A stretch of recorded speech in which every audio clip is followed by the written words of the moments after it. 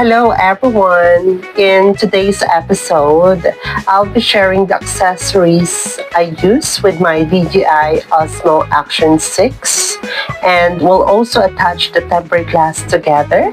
So let's get started.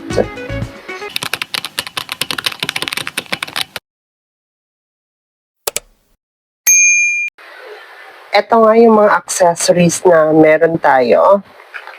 Itong tripod, pinakita ko na to sa previous video ko. Pinili ko to sa online, like around 400 plus lang. Tapos rubber na yung hawakan. And then, we have tempered glass, which ikakabit natin later on. And meron din tayong rubber case. Let's open it. So this is the rubber case. And also there's a cover for the lens. And also meron din siyang lace. And meron din tayong pouch or yung cover case. Ito. Lahat to, binili ko lang online. So, itong cover at saka itong rubber case, kasama itong tempered glass, almost or more than 300 plus ko lang siya nabili. And then, itong tripod nga natin, 600 or 400? 400 plus, yes. 400 plus pesos. And bumili din ako ng SD card, which is kinabit ko na sa ating action camera. 64 GB lang. Kasi ang mahal nito. So I tried the Extreme, not the Extreme Pro. Nasayang lang yung pera ko doon. Kasi na-detect naman ng camera. Kaso kapag nag-play ako ng video, may error na yung SD card is too slow. So, the recommended kasi nila is Extreme Pro. Tapos, 200, ano ba tawag dito? Yung speed niya. And then also, yung MB, nasa 90. Basta ito. Yan yung recommended SD card ng Action 6. So, ngayon, ikakabit na natin itong tempered glass sa ating action camera. Samahan niyo ako, ikakabitan natin itong ating tempered glass. Tapos itong ating action camera. Unahin natin dito sa rear screen. So ikakabitan natin tempered glass.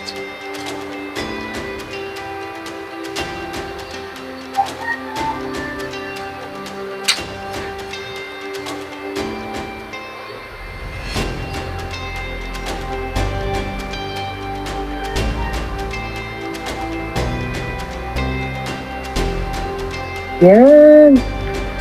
Ano? Parang hindi pa ata pantay. Kaloka. Gusto natin. Ayan.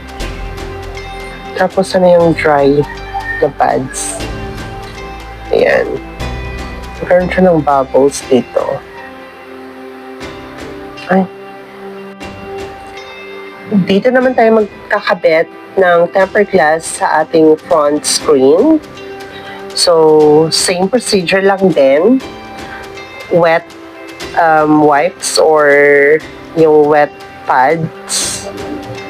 Next is yung dry pads na.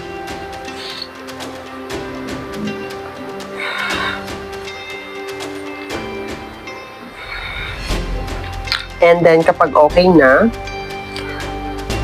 syempre, gagamitan natin itong ating ng adhesive para make sure na walang alikabok sa loob. At okay naman na siya. Lalagyan na natin itong tempered glass ng front screen.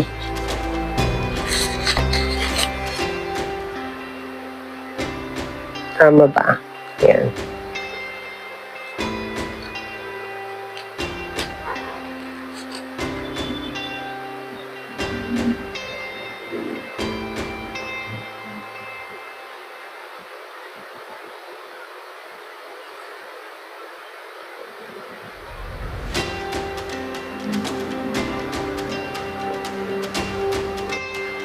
Ngayon, dito naman tayo sa lens.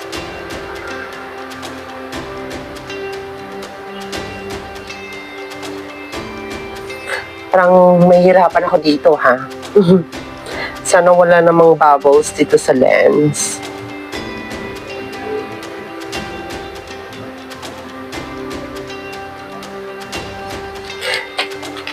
Adhesive muna natin.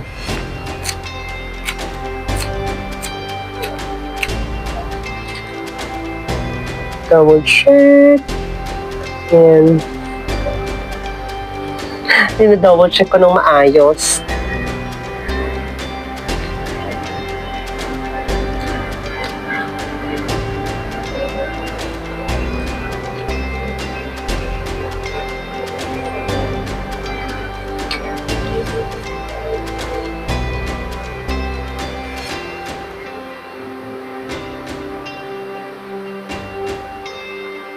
Ay, perfect sa lens. Okay siya.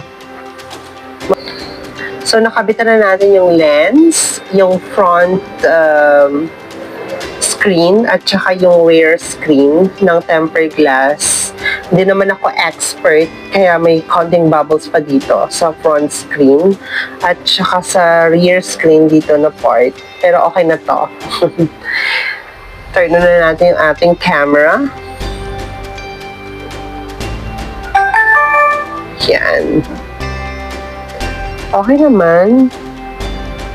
Hindi naman naapektuhan yung ating lens sa pagkabit ng tempered glass.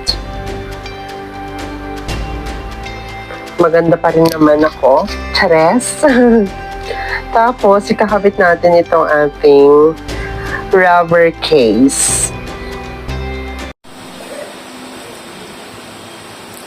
So, naikabit na natin yung tempered glass dito sa ating lens, dito sa front screen, and also dito sa back screen or rear screen ng ating DJI Osmo Action 6. And also, nakamit na rin natin itong ating rubber case, and na-mount na rin natin dito sa ating tripod.